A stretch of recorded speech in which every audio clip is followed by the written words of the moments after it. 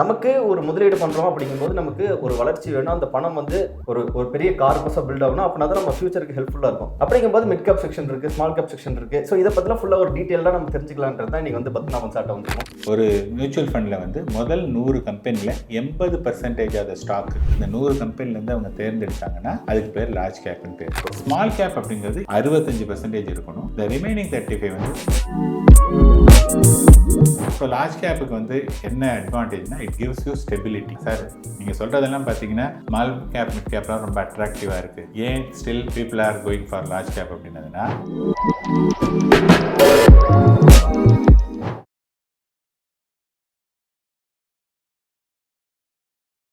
பத்மநாபன் சாரோடைய budget Padmanabhan YouTube சேனலுக்கு உங்களை எல்லாத்தையும் நான் வரவேற்கிறேன். நான் பிரவீன் சார்.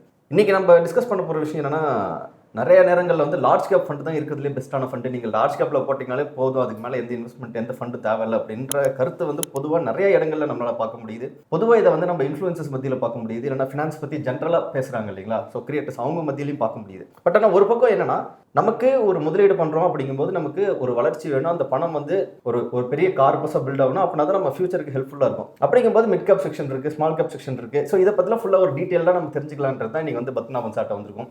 சார் வணக்கம். சார் வணக்கம் பிரவீன். சார் ஜென்ரலாக வந்து பொதுவாக நிலவர கருத்து என்னன்னா, ஒரு லார்ஜ் கேப் ஃபண்டு போதும், இல்லைனா இண்டெக்ஸ் ஃபண்டு போதும். நம்ம இண்டெக்ஸ் ஃபண்ட் நம்ம ஆல்ரெடி போன வீடியோலேயே பார்த்துட்டோம். இந்த லார்ஜ் கேப் ஃபண்டே போதும் அப்படின்ற ஒரு இன்ஃப்ளூயன்ஸ், ஒரு தாக்கத்தை வந்து பொதுமக்கள் மத்தியில் நிறைய பேர் பார்த்தாங்க. ஏன்னா நான் இன்வெஸ்ட் பண்ணுறது ஒன்று இண்டெக்ஸில் போட்டுருவேன், இல்லையா ஒரு லார்ஜ் கேப்பில் நான் போட்டு ஆக்டிவில் போனாலும் லார்ஜ் கேப்பில் போட்டுக்கிறேன்ற ஒரு மனநிலை இருக்குது. அது பொதுவாக லைக் ஒரு ரிஸ்க் எடுக்கக்கூடாது. நம்ம சொல்கிற விஷயம் வந்து நான் ஒரு கிரியேட்டர், நான் யோசிக்கணும், சரி நம்ம லார்ஜ் கேப்னு சொல்லிட்டு அது ரிஸ்க் கிடையாது, நமக்கு பிரச்சனை இருக்காது அப்படின்ற மாதிரி நான் கூட சொல்லியிருக்கேன். அந்த மாதிரி லைக் கிரியேட்டர்ஸும் நிறைய பேர் சொல்கிறது இருக்காங்க. ஆனால் நீங்கள் வந்து அதுக்கு ஆப்போசிட். ஏன்னா உங்கள் இண்டஸ்ட்ரியில் இருக்கிறவங்க நிறைய பேருக்கு உங்களை எப்படின்னா நீங்கள் ஸ்மால் கேப் பற்றி பேசுகிறீங்க அப்படின்றது தான் நிறைய பேருக்கு தெரியும். ஆனால் தொடர்ந்து அதை பற்றி நீங்கள் பேசிட்டீங்க. இங்கே நடக்கிற விஷயங்களை நீங்கள் எப்படிங்க சார் பார்க்குறீங்க? லார்ஜ் கேப்னா என்ன, அதை பற்றி சொல்லிடுங்க. ஸ்மால் கேப் மிட் கேப் பற்றி நம்ம அப்படியே டிஸ்கஸ் பண்ணலாங்க சார். சரி, லார்ஜ் கேப் அப்படின்னு பார்த்தீங்கன்னா அதாவது ப்ளூ சிப் கம்பெனிஸ், அதாவது company which are known to every one, எல்லாருக்கும் தெரிஞ்ச கம்பெனி. ஓகே, இதெல்லாம் தான் வந்து லார்ஜ் கேப் கம்பெனி அப்படின்னு சொல்லுவாங்க. இன்றைக்கி ஸ்டாக் மார்க்கெட்டில் வந்து 7000 கம்பெனி வந்து லிஸ்ட் ஆயிருக்கு. அந்த 7000 கம்பெனியும் நம்ம வந்து பெரிய கம்பெனிலேருந்து சின்ன கம்பெனி வரையும் ஆர்டர் பண்ணோன்னு வச்சுக்கோங்களேன். அந்த ஆர்டரில் முதல் 100 கம்பெனி, ஒரு மியூச்சுவல் ஃபண்டில் வந்து முதல் 100 கம்பெனியில் 80% ஆஃப் ஸ்டாக்கு அந்த 100 கம்பெனிலேருந்து அவங்க தேர்ந்தெடுத்தாங்கன்னா அதுக்கு பேர் லார்ஜ் கேப்னு பேர். Okay. So the remaining company இருக்கு இல்லையா, அதாவது 7000 - 100, இந்த 6900 தான் அவங்க அடுத்த 20%ல் எடுத்துக்கணும்னா எடுத்துக்கலாம், அல்லது ஃபுல்லாகவே லார்ஜ் கேப்பில் இன்வெஸ்ட் பண்ணணும்னாலும் பண்ணலாம். இதுதான் வந்து லார்ஜ் கேப்புடைய டெஃபினேஷன். ஓகே. இப்போ மிட் கேப் ஸ்மால் கேப் அப்படின்னு பார்த்தீங்கன்னா, மிட் கேப்புங்கிறது அந்த 101லேருந்து 250வது கம்பெனி. இந்த ஸ்டாக்ஸில் 65% இன்வெஸ்ட் பண்ணணும். ரிமைனிங் 35 வந்து முதல்ல உள்ள 1 to 100ல் பண்ணலாம், அல்லது 251லேருந்து கீழே இருக்கக்கூடிய 7000 கம்பெனியில் எங்கே வேணாலும் பண்ணலாம். இது வந்து மிட் கேப் அப்படிங்கிற டெஃபினேஷன். ஸ்மால் கேப் அப்படிங்கிறது 251லேருந்து கீழே இருக்கக்கூடிய பாக்கி 6750 கம்பெனியில் 65% இருக்கணும். இந்த ரிமைனிங் 35 வந்து மிட் கேப்பில் இருக்கலாம், லார்ஜ் கேப்பில் இருக்கலாம். இதுதான் வந்து பை டெஃபினேஷன். இதை வந்து கண்டிப்பாக ஃபாலோ பண்ணி ஆகணும். ஸோ இதில் வந்து என்ன பண்ணுவாங்கன்னா, ஒவ்வொரு ஃபண்ட் மேனேஜரும் ஒவ்வொரு ரிஸ்க் இருக்கும். சில பேர் என்ன பண்ணுவாங்கன்னா ரிஸ்க் எடுக்கணும்பாங்க, சில பேர் ரிஸ்க் எடுக்க மாட்டாங்க. இப்போ கிரிக்கெட்டில் வந்து பார்த்தோன்னா, இப்போ நீங்கள் ரிஷப் பண்ட், அப்புறம் சூரியகுமார் யாதவ்லாம் அவங்களுக்கு வந்து டிஃபெண்ட் பண்ணி விளையாட தெரியாது. அவங்க வந்து தேர் அக்ரெசிவ் பிளேயர்ஸ். புஜாரா வந்து பார்த்தீங்கன்னா டிஃபெண்ட் தான் மோஸ்ட்லி பண்ணுவார், அவ்வளோவா அடிக்க மாட்டார். ஸோ இது வந்து ஒவ்வொருத்தருடைய ஸ்டைல். நம்ம முதல்ல என்ன பார்க்கணும்னா, புஜாரா பெஸ்ட்டா இவர் பெஸ்ட்டாங்கிறத விட நமக்கு எந்த ஸ்டைல் பிடிச்சிருக்கு, நம்ம எந்த கேம் விளையாட போகிறோம். நான் டெஸ்ட் மேட்ச் விளையாட போகிறேன் அப்படின்னதுன்னா probably Pujara will be better. Or இன்னைக்கு பிட் இன்ஃபேக்ட் பண்ட்டு வந்து நல்லாவே பண்ணிகிட்ருக்காரு. பட் என்னென்னா, இப்போ ஒரு T20 அப்படிங்கும்போது அங்கே புஜாராவுக்கு வந்து இடமே கிடையாது.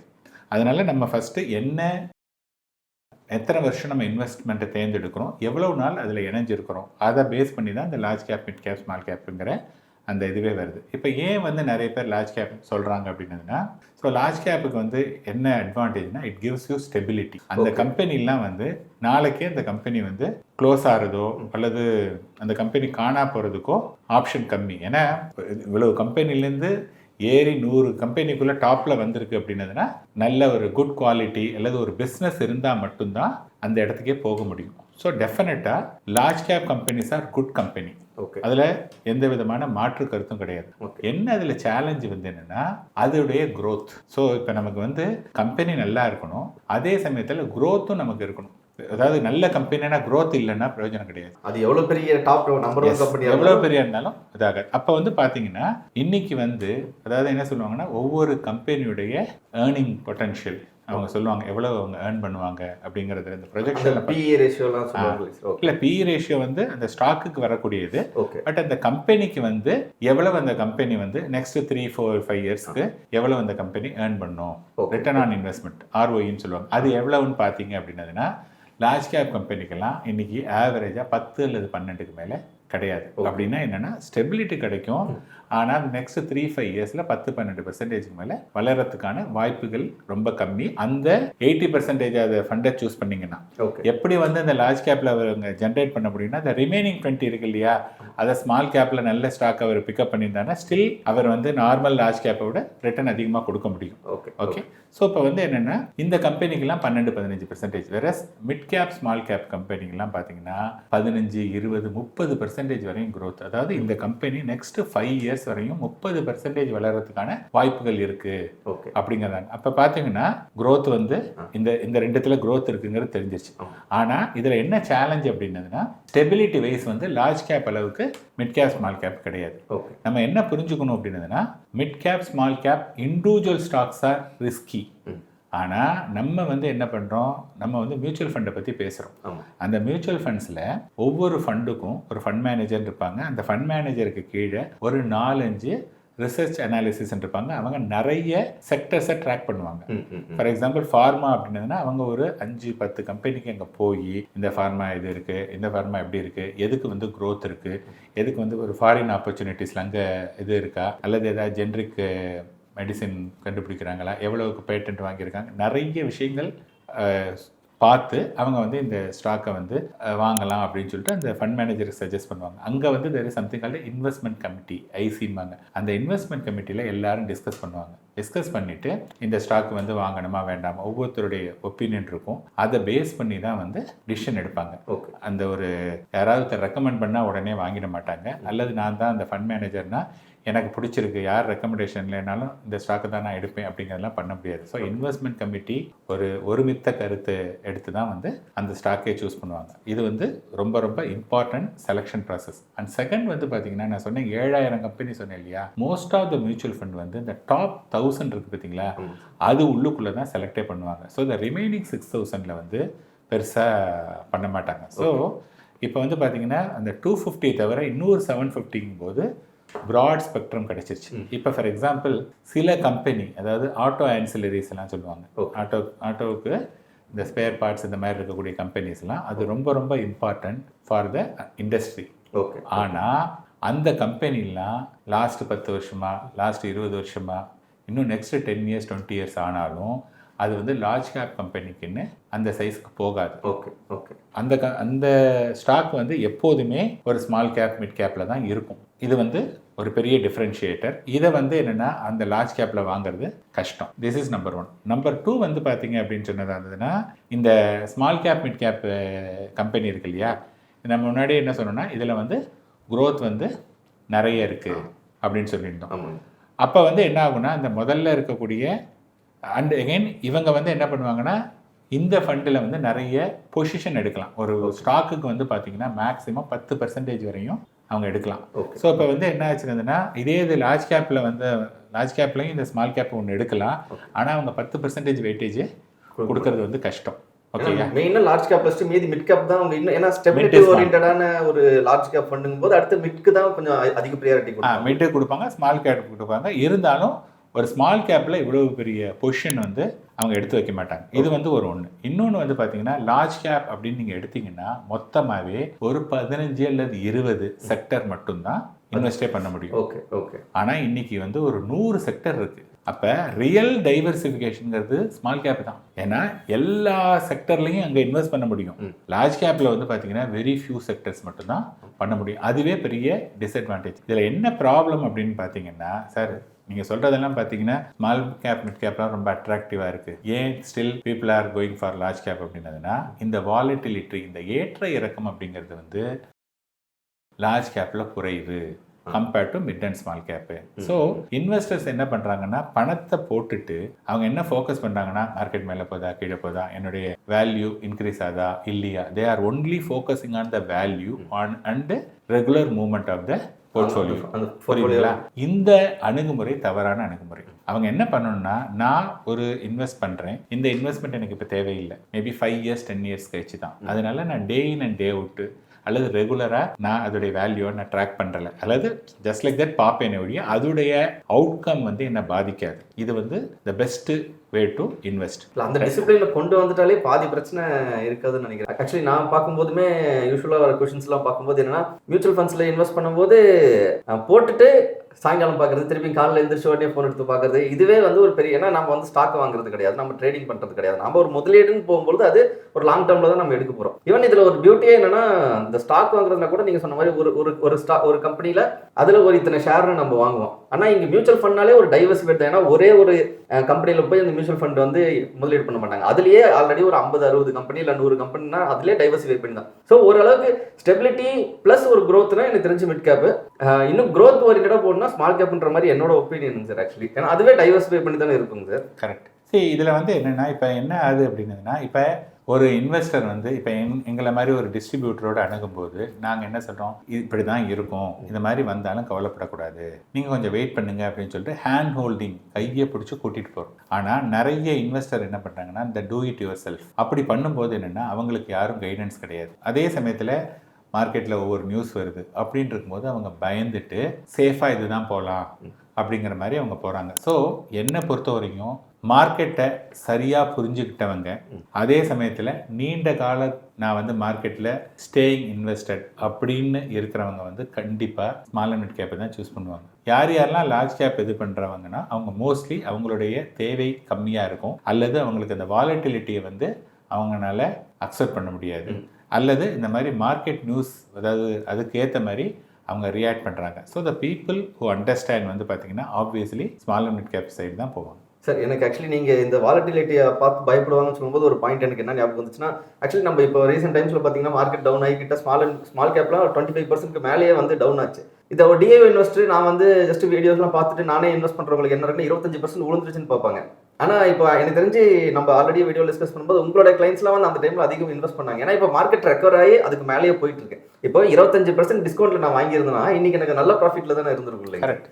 ஆனால் இந்த மைண்ட் செட் வந்து டிஏ இன்வெஸ்டருக்கு அது பயத்தை உண்டு பண்ணிடுது. மார்க்கெட் கீழே இறங்குது, ஐயோ கீழே இறங்குது அப்படின்றது. ஆக்சுவலி இந்த வீடியோ பண்ணுறதுக்கான நோக்கம் அதுதான். ஏன்னா நம்ம வந்து இதில் ஜென்ரல் ஒரு இன்வெஸ்ட்மெண்ட் பிளானு இல்லை வந்து நாம வந்து வாங்க பிஸ்னஸ் பண்ணலாம், அதெல்லாம் தாண்டி நம்ம டிஏ இன்வெஸ்டர் இருக்காங்கன்னா முதல்ல ஸ்மால் மிட் கேப் லார்ஜ் கேப்னா என்ன, நீங்கள் வந்து ஒரு இன்வெஸ்ட்மெண்ட் பண்ணுறீங்கன்னா நீங்கள் இதில் சரியான முதலீடு பண்ணணும், நீங்கள் ஒரு லாங் டேர்மில் பண்ண போறீங்க. ஸோ இதை பற்றின ஒரு ஜென்ரல் அவேர்னஸ்க்காக தான் நம்ம இந்த வீடியோவே சூஸ் பண்ணோம் சார். ஏன்னா அவங்களுக்கு இருக்கிற அந்த பயம் வந்து ரொம்ப உண்மையான பயம் தானே. கரெக்ட்.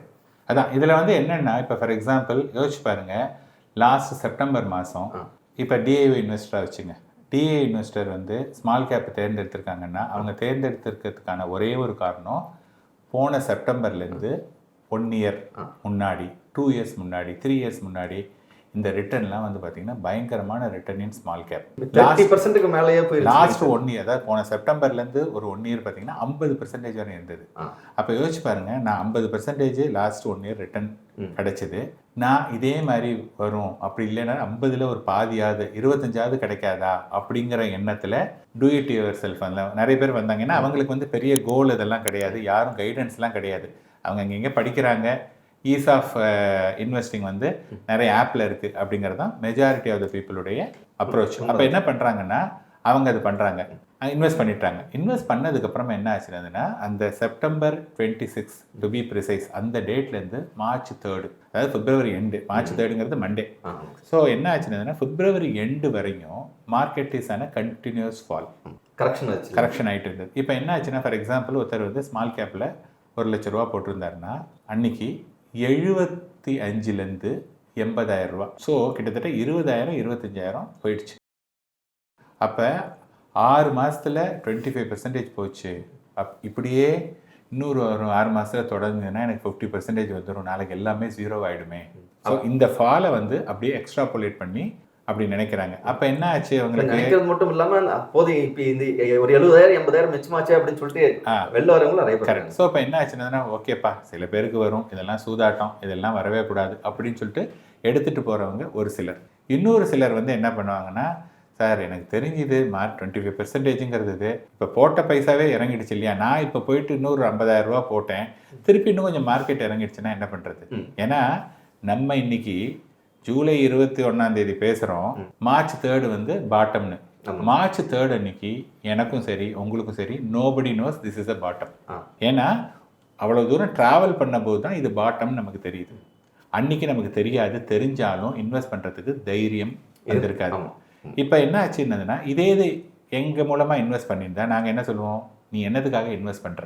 சார் லாங் டேர்ம் பண்ணுறோம். ஸோ பையனுடைய எஜுகேஷன், பொண்ணுடைய எஜுகேஷன், ரிட்டையர்மெண்ட், இது எல்லாமே லாங் டேர்ம் கோல்ஸ். புரியுதுங்களா? ஸோ அதுக்கு தான் இன்வெஸ்ட் பண்ணியிருக்கீங்க. இப்போ 6 மாதம் இறங்கியிருக்கு. நாளைக்கு உங்கள் பையனோட எஜுகேஷன் வரப்போதா, உங்கள் ரிட்டையர்மெண்ட் வரப்போதா, எதுவும் வரல இல்லையா? என்னத்துக்காக பேனிக் அடைகிறீங்க? முடிஞ்சா பணம் இருந்தால் இன்வெஸ்ட் பண்ணுங்கள், இல்லைன்னா ஜஸ்ட் கீப் குவைட், டெய்லி பார்க்காதீங்க. This is the piece of suggestion from our end. இப்போ என்ன ஆச்சுன்னா, அந்த 1 வந்து 1,00,000 ரூபாங்கிறது வந்து 75 to 80 ஆனது இல்லையா? இப்போ வந்து அதாவது மார்ச் 3 இன்னி வரையும் ஸ்மால் கேப்புங்கிற ஒரு வார்த்தை மட்டும் இருந்ததுன்னா அந்த ஃபண்டில், இன்னைக்கு 30 ஃபண்டு இருக்குது ஸ்மால் கேப்பில். மினிமம் 20%, மேக்ஸிமம் 27% மேலே ஏறி இருக்கு இந்த 4 மாதத்துலேயே. அதாவது 5 மாதத்துக்கு மேலே விழுந்தது 4 மாதத்தில் ரெக்கவர் ஆகிடுச்சு. ஆனால் ஏன் வந்து திருப்பி பழைய இதை தொடலைன்னா, நீங்கள் வந்து 25% விழுந்தா 33% ஏறினா தான் அதை காம்பன்சேட் பண்ண முடியும். அதனால இன்னும் பழைய நிலைமைக்கு வரல, பட் ஆல்மோஸ்ட் கவர்ட். அதுவும் 4 மாதம் தானே சார் ஆயிருக்கு ஆக்சுவலி. கரெக்ட், வந்துருச்சு. இப்போ நீங்கள் வந்து பார்த்தீங்கன்னா போன செப்டம்பர் டு இந்த ஜூலையில் வந்து பார்த்தீங்கன்னா இன்னுமே 2 மாதம் இருக்குது, இன்னும் 10 மாதம் கொண்டு தான் முடியவே இல்லை. அதுக்குள்ளேயே ஆல்மோஸ்ட் ரெக்கவர் ஆகிடுச்சு. ஸோ த பாயிண்ட் வந்து என்னென்னா, இந்த மாதிரி அப்ஸ் அண்ட் டவுன்ஸில் வந்து நீங்களாக இன்வெஸ்ட் பண்ணிங்கன்னா உங்களால் இணைஞ்சிருக்க முடியாது, பாதியில் போகிறதுக்கான சான்சஸ் நிறைய, அல்லது கொஞ்சம் லாபத்தோடு ஓடிடுவீங்க, அதுக்கப்புறம் இந்த பக்கமே வரமாட்டீங்க. So when you have a guidance, யாராவது ஒருத்தர் கையை பிடிச்சி கூட்டிகிட்டு போய் இதை கவலைப்படாத நான் கூட இருக்கேன் அப்படிங்கிற அந்த தைரியம் இருக்குல்ல. இன்வெஸ்ட்மெண்ட் இஸ் ஆல் அபவுட் அந்த கன்விக்ஷன் இருக்கணும், அந்த ஆப்டிமிசம் இருக்கணும். உடனே நாளைக்கே வந்து என்ன ஆகிடுது, நாளைக்கு இங்கே சண்டை வந்தால் என்ன பண்ணுறது, நாளைக்கு நம்ம உயிரோடு இருப்போமான்னு தெரியாது, இந்த மாதிரியான நெகட்டிவிட்டிக்கு வந்து மார்க்கெட்டுக்கு சம்மந்தமே இல்லை. If you are so much நெகட்டிவ்னா பெட்டர் நீங்கள் வந்து ஃபிக்ஸட் டெபாசிட்டில் இன்வெஸ்ட் பண்ணிவிட்டு எல்லா மணியும் இன்ஃப்ளேஷன்லேயே தொலைச்சிருங்க. If somebody is positive, somebody is அதாவது India as a country it will do well in the future. Last 10 வருஷத்தை விட நெக்ஸ்ட் 10 இயர்ஸ் ஏங்கிறாங்க, மெஷின் லாங்குவேஜ் சொல்கிறாங்க, மிஷின் லேர்னிங்கிறாங்க, என்னென்னமோலாம் பேசுகிறாங்க. அண்ட் எவ்ரிடே நம்ம வந்து ஏதாவது ஒரு எக்கனாமிக் ஆக்டிவிட்டி நடந்துகிட்டே இருக்குது. We have a better road, எங்கே பார்த்தாலும் மெட்ரோ வருது, ஈஸ் ஆஃப் டூயிங் பிஸ்னஸ் எல்லாமே வந்து மேபி ஸ்லோவாக வந்தால் கூட everywhere there will be activity. It's only question of time. இது எல்லாம் ஒரு நாளைக்கு வந்து it is going to transformed into a very big economy booster for the country. So இந்த பிலீஃப் உங்களுக்கு இருந்ததுன்னா நீங்கள் வந்து ஸ்டாக் மார்க்கெட்டில் கண்டிப்பாக வந்தே தீரணும். மினிமம் ஒரு 5-10 வருஷம் இருந்தீங்கன்னா ஒரு டீசெண்டாக கண்டிப்பாக பணம் பண்ண முடியும். ஓகேங்க சார். ஐ திங்க் இந்த வீடியோட முக்கியமான நோக்கம் முன்னாடியே சொன்ன மாதிரி, நீங்களே தனிப்பட்ட முறையில் இன்வெஸ்ட் பண்ணுறீங்க அப்படின்னாலுமே முதல்ல மியூச்சுவல் ஃபண்ட்னா என்ன, அதில் லார்ஜ் கேப்னா என்ன, ஸ்மால் கேப்னா என்ன, மிட் கேப்னா என்ன, இதை பற்றின ஒரு தெளிவு வேணும் அப்படிங்கிறதுக்காக தான் இது கொடுத்தது. சப்போஸ் உங்களுக்கு என்னன்னு தெரியாமல் நீங்கள் இன்வெஸ்ட் பண்ணுறீங்க, உங்களுக்கு ஒரு கைடன்ஸ் இருக்கணும். சப்போஸ் மார்க்கெட் கீழே இறங்கும்போது இல்லைப்பா இதை பற்றி கவலைப்படாது, இந்த மாதிரிலாம் கைட் பண்ணுறதுக்கு ஒரு எக்ஸ்பர்ட் இல்லைன்னா ஒரு அதே ஃபீல்டில் ஒரு ஃபினான்ஸ் ப்ரொஃபஷனல்லே இருக்கக்கூடிய ஒருத்தருடைய உதவி கைப்பிடிச்சி உங்களுக்கு கூப்பிட்டு வர தேவை இருக்குது அப்படின்னா பத்மநாபன் சார் இருக்காங்க. சாரோட இப்போ இந்த வீடியோவில் டிஸ்கிரிப்ஷனில் பார்த்தீங்கன்னா சாரோட நம்பர் இருக்குது, அண்ட் டிஸ்பிளேலையுமே வர மாதிரி நம்பர் கொடுக்குறோம். கால் பண்ணுங்கள், அவங்க டீம் இருக்காங்க, உங்களுக்கு கனெக்ட் பண்ணி ஹெல்ப் பண்ணுவாங்க. அண்ட் மியூச்சுவல் ஃபண்ட் பொறுத்த வரைக்கும் லாங் டேர்மில் இன்வெஸ்ட் பண்ணுறீங்கன்னா நீங்கள் கவலைப்பட வேண்டிய சூழல் வந்து ரொம்ப கம்மியாக இருக்கும். இந்த வீடியோ முழுக்க முழுக்க ஒரு எஜுகேஷனல் பர்பஸ்க்கு தான். இதை பார்த்தீங்கன்னா உங்களுக்கு ஒரு அண்டர்ஸ்டாண்டிங் வரணுங்கிறதுக்காகவே இந்த வீடியோ நம்ம வந்து பண்ணியிருக்கோம். சார் ஐ திங்க் இந்த வீடியோ ரொம்ப யூஸ்ஃபுல்லாக இருக்கும்னு நினைக்கிறேன் ஆடியன்ஸுக்கு. And thank you sir, thank you so much. எவ்வளோ தூரம் எக்ஸ்பிளைன் பண்ணதுக்குங்க. தேங்க்யூ.